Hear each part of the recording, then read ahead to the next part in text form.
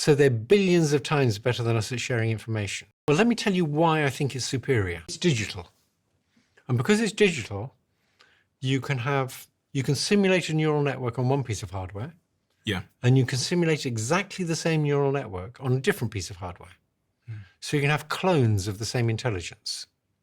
Now, you could get this one to go off and look at one bit of the internet, and this other one to look at a different bit of the internet. And while they're looking at these different bits of the internet, they can be syncing with each other, so they keep their weights the same, the connection strengths the same. Weights are connection strengths. So this one might look at something on the internet and say, oh, I'd like to increase this strength of this connection a bit. And it can convey that information to this one, so it can increase the strength of that connection a bit based on this one's experience. And when you say the strength of the connection, you're talking about learning.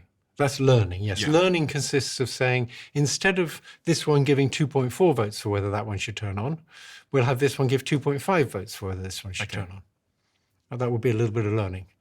So these two different copies of the same neural net are getting different experiences. They're looking at different data, but they're sharing what they've learned by averaging their weights together.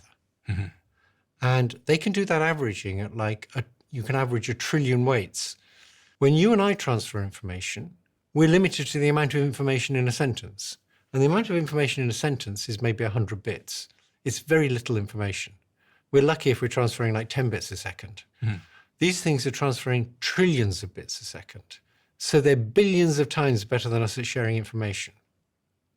And that's because they're digital, and you can have 2 bits of hardware using the connection strengths in exactly the same way.